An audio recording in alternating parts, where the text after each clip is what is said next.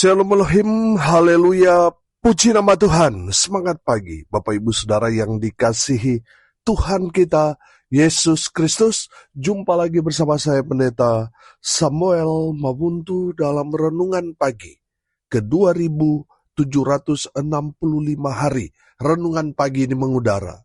Puji Tuhan. Bapak Ibu Saudara yang dikasihi Tuhan, sebelum kita membaca, mendengarkan, dan merenungkan firman Tuhan hari ini, mari kita berdoa, minta pimpinan Roh Kudus. Kita berdoa. Bapa di surga, berbicaralah kepada kami semua, pakai firman Tuhan ini untuk menegur kami, menasihati kami, meneguhkan iman percaya kami, dan memberkati kami semua. Di dalam nama Tuhan Yesus yang adalah firman Allah yang hidup, kami berdoa. Amin. Haleluya. Bapak Ibu Saudara yang diberkati Tuhan, bersama dengan saya kita akan belajar Alkitab dari kitab Kejadian sampai kitab Wahyu. Mari buka Alkitab kita. 1 Timotius pasal 4 ayat 1 sampai ayat 5. Di bawah perikop tugas Timotius dalam menghadapi pengajar sesat. Demikian firman Tuhan. Tetapi Roh dengan tegas mengatakan bahwa di waktu-waktu kemudian ada orang yang akan murtad, lalu mengikuti roh-roh penyesat dan ajaran setan-setan. Oleh tipu daya pendusta-pendusta yang hati nuraninya memakai cap mereka. Mereka itu melarang orang kawin, melarang orang makan makanan yang diciptakan Allah, supaya dengan pengucapan syukur dimakan oleh orang yang percaya dan yang telah mengenal kebenaran. Karena semua yang diciptakan Allah itu baik, dan suatu pun tidak ada yang haram jika diterima dengan ucapan syukur. Sebab semuanya itu dikuduskan oleh firman Allah dan oleh doa. Amin. Firman Tuhan, haleluya. Bapak Ibu Saudara yang diberkati Tuhan, dalam konteks kebenaran firman Tuhan ini mau bicara tentang apa yang akan terjadi di akhir zaman. Saya percaya kita hidup sekarang ini ada di penghujung zaman. Amin. Bapak Ibu Saudara yang dikasihi Tuhan, dalam firman Tuhan ini mau memberikan pengertian kepada kita supaya kita jangan sampai terbawa hanyut oleh ajaran-ajaran sesat. Saudara yang dikasihi Tuhan, kalau kita melihat sekarang, ajaran-ajaran sesat semakin berkembang. Bukan hanya di luar gereja, tetapi sudah mulai masuk ke dalam gereja. Makanya, Rasul Paulus mau memberikan pesan kepada Timotius dan kepada jemaat semua. Pesan ini, yang pertama, hiduplah dalam pimpinan Roh Kudus. Amin. Sudah perhatikan ayat 1, tetapi Roh dengan tegas mengatakan bahwa di waktu-waktu kemudian ada orang yang akan murtad, lalu mengikuti roh-roh penyesat dan ajaran setan-setan. Saudara, perhatikan, tetapi Roh dengan tegas mengatakan. Saya menangkap di sini bahwa kita, orang percaya, harus hidup dalam pimpinan Roh Kudus. Supaya apa? Supaya kita tahu mana yang berkenan bagi Tuhan dan mana yang tidak.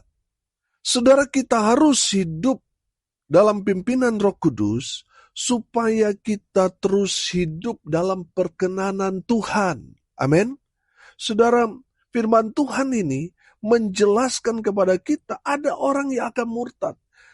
Ada orang yang mengikuti roh-roh penyesat dan ajaran setan-setan dan sebagainya. Saudara, jangan kaget ketika saudara melihat ada orang yang aktif pelayanan, aktif dia pergi ke gereja, tapi tiba-tiba meninggalkan apa yang sudah dia jalani selama ini. Dia meninggalkan imannya, mungkin karena jodoh, mungkin karena ada dalam situasi tekanan, karena ingin naik pangkat, naik jabatan, dan lain sebagainya. Akhirnya apa? Murtad. Saudara, jangan kaget yang tadinya orang yang dia hidup dalam pelayanan, tiba-tiba apa? Menyesatkan orang. Jangan kaget saudara, kalau ada orang yang tadinya dia aktif ikut Tuhan, aktif dalam pelayanan, tapi tiba-tiba dia menggeluti ajaran setan-setan. Saudara yang dikasihi Tuhan, jangan kaget. Kenapa? Karena firman Tuhan sudah mengingatkan kita jauh-jauh hari, supaya kita hidup dalam pimpinan Roh Kudus. Amin. Kalau kita dipimpin oleh Roh Kudus, maka kita akan semakin dekat, semakin lekat, semakin erat dengan Tuhan. Amin. Orang-orang yang murtad itu kan orang-orang yang tidak menundukkan diri mereka kepada pimpinan Roh Kudus. Mereka yang tidak peka pada suara Tuhan. Mereka seringkali lebih mendengar suara-suara yang bukan dari Tuhan. Bapak, Ibu, Saudara, hiduplah dalam pimpinan Roh Kudus. Amin. Saya yakin dan percaya, kalau kita dipimpin oleh Roh Kudus, maka yang akan kita dengar yaitu firman Tuhan. Amin. Yang akan kita kerjakan, kita lakukan adalah seturut dengan kebenaran firman. Amin. Bapak, Ibu, Saudara yang dikasihi Tuhan, kalau Roh Kudus yang memimpin kita, sudah pasti apa yang Dia arahkan kepada kita, Dia mau kita kerjakan adalah hal-hal yang menyenangkan hati Tuhan. Amin. Saudara, kalau saudara sebagai orang percaya, saudara malas baca, mendengarkan firman Tuhan, bagaimana saudara mau peka pada pimpinan Roh Kudus? Makanya selalu saya dorong saudara untuk setiap hari selalu baca firman. Berkomitmen untuk tahun ini saya mau baca firman Tuhan. Saudara yang dikasihi Tuhan, walaupun itu satu ayat itu punya kuasa. Amin. Karena kalau kita selalu membaca firman Tuhan, maka kita akan peka pada suara Tuhan itu.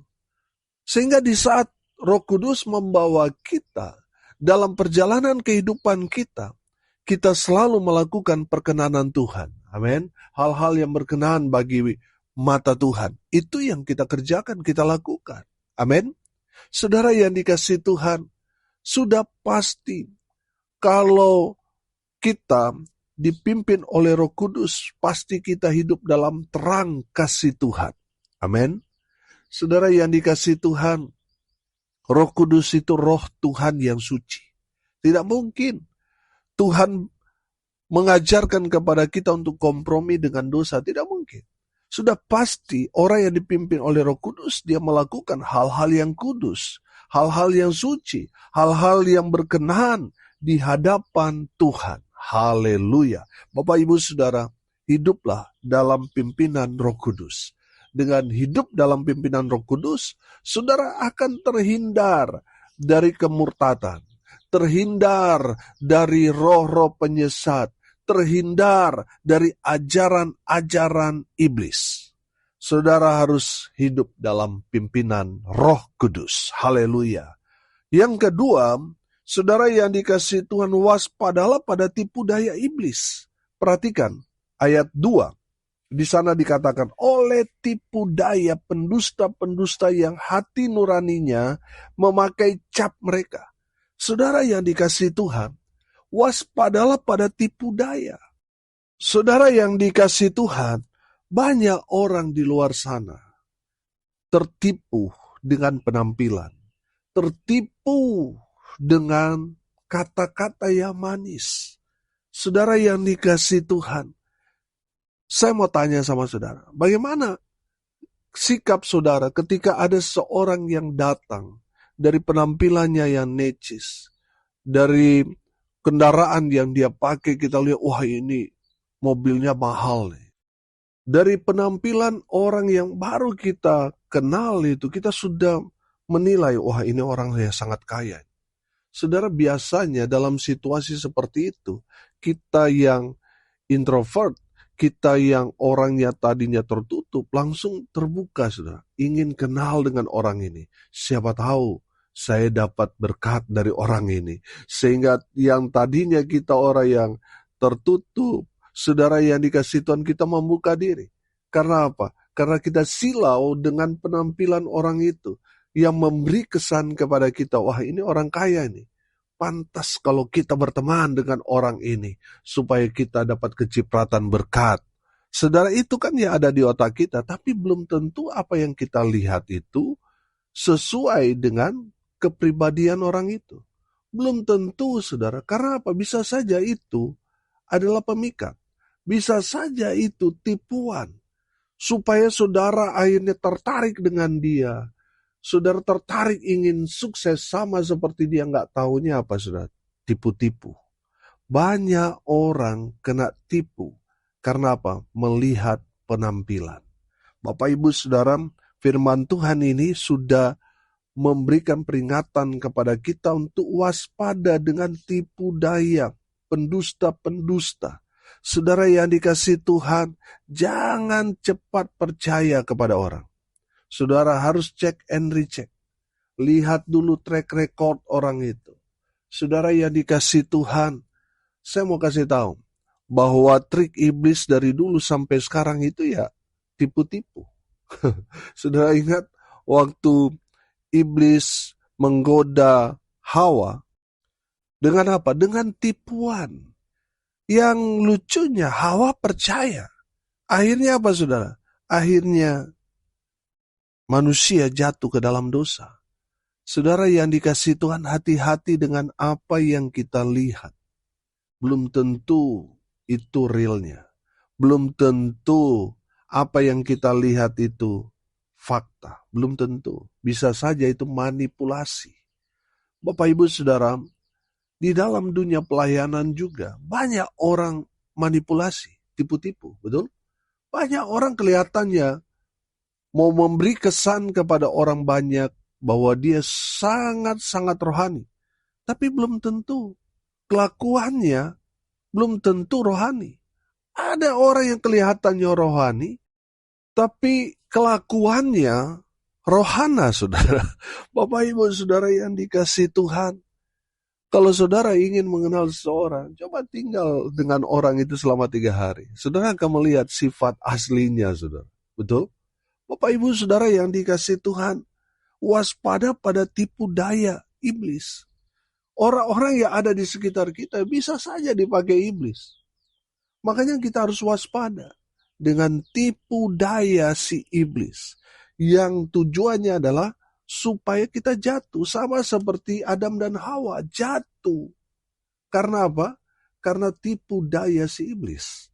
Bapak, Ibu, Saudara, hati-hati. Waspada pada tipu daya iblis. Apa yang kita lihat belum tentu itu realitanya. Saudara yang dikasihi Tuhan, saudara harus bijaksana. Saudara harus pintar-pintar mencari tahu kebenaran. Supaya apa? Saudara tidak tertipu. Amin. Saya mau ceritakan satu peristiwa, fakta yang pernah terjadi beberapa tahun yang lalu, di mana ada seorang hamba Tuhan, pendeta, yang mengajak orang untuk investasi. Saudara yang dikasihi Tuhan, karena dia pendeta, orang semua percaya, lalu menginvestasikan dengan tawaran keuntungan yang sangat-sangat di luar nalar. Keuntungannya di atas bunga bank rata-rata, saudara. Sehingga orang tertarik. Karena yang menawarkan ini pendeta, tidak ada kecurigaan.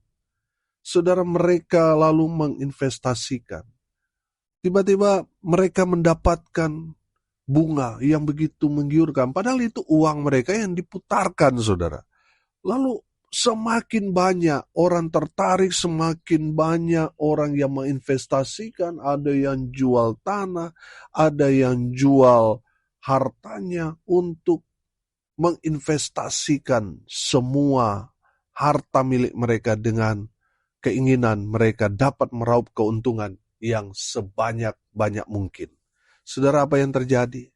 Setelah setahun berjalan, mulai terbongkar bahwa ternyata itu adalah penipuan.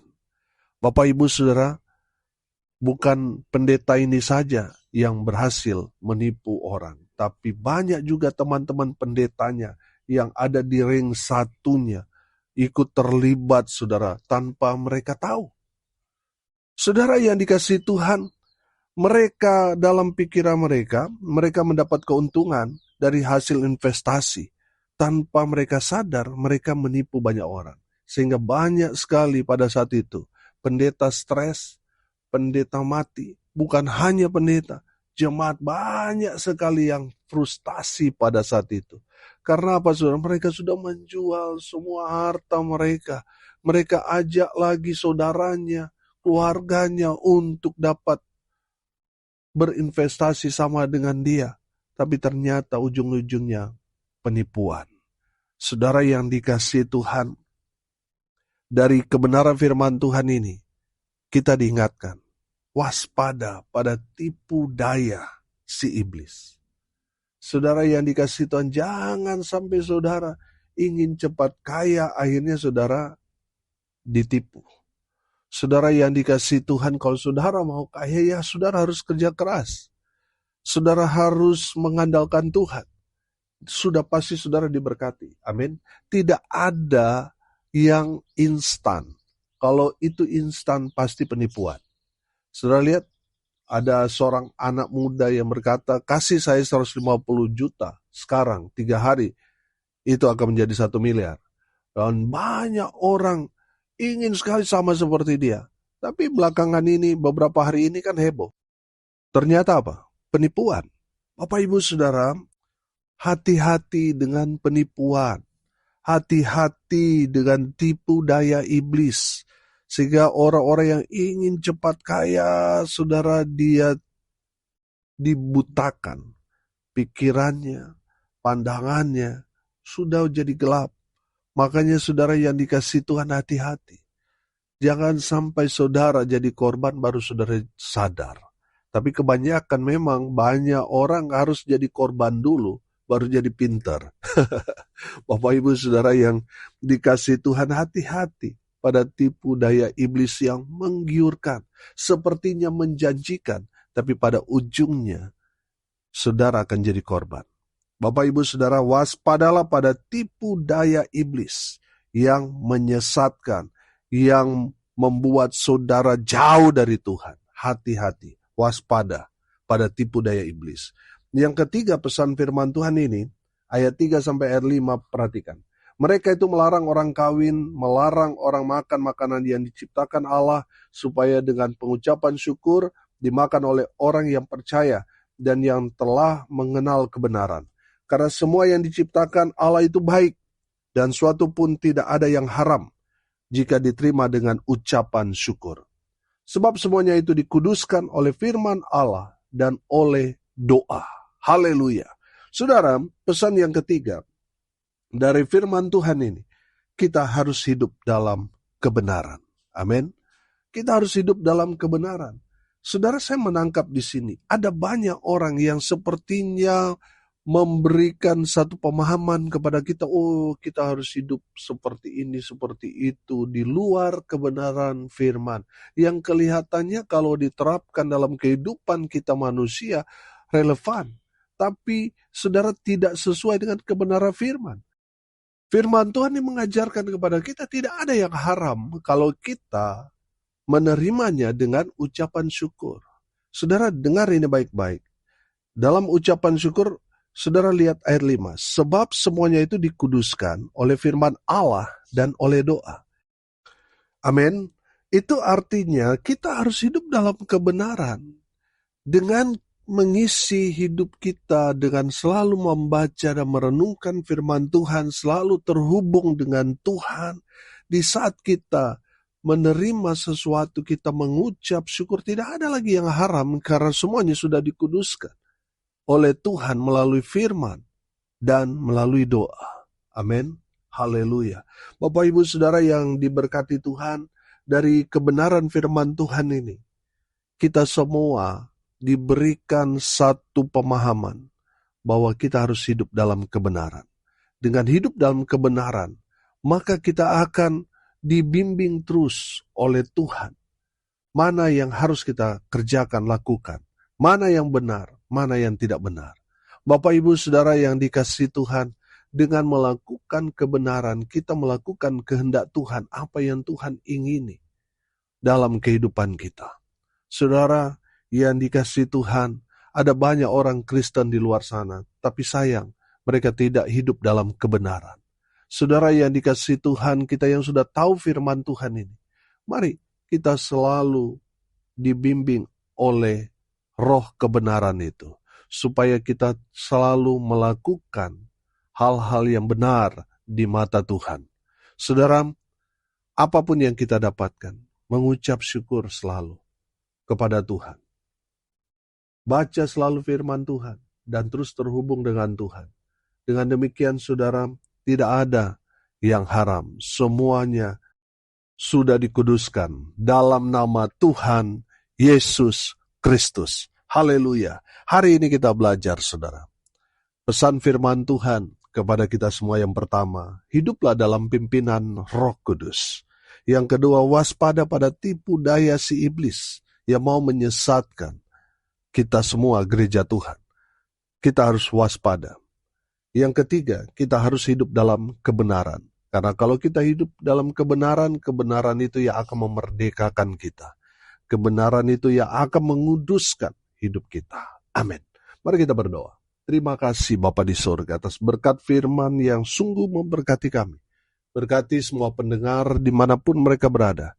Tuhan memberkati hidup mereka, rumah tangga mereka diberkati. Usaha, pekerjaan, pelayanan mereka dibuat beruntung berhasil dalam segala hal. Mereka yang sakit Tuhan sembuhkan. Mereka yang lemah Tuhan kuatkan. Tuhan hibur mereka berduka cita. Dan hamba berdoa biarlah berkat surga turun memenuhi semua pendengar. Bapak, Ibu, Saudara yang diberkati Tuhan, arahkanlah hatimu kepada Tuhan dan terimalah berkat dari Tuhan Yesus. Tuhan memberkati engkau dan melindungi engkau. Tuhan menyinari engkau dengan wajah-Nya dan memberi engkau kasih karunia. Tuhan menghadapkan wajah-Nya kepadamu dan memberi engkau damai sejahtera di dalam nama Tuhan Yesus, sumber daripada segala berkat. Bapak, Ibu, Saudara yang percaya, diberkati Tuhan, katakan amin. Puji Tuhan. Bapak, Ibu, Saudara yang dikasihi Tuhan, kalau saudara merasa diberkati melalui renungan pagi ini, bagikan juga kepada saudara-saudara yang lain supaya mereka juga diberkati. Karena untuk itulah kita dipanggil, untuk jadi berkat. Salam kasih dari Bali. Saya Pendeta Samuel Mawuntu. Sampai jumpa besok pagi. Tuhan Yesus memberkati kita semua. Haleluya.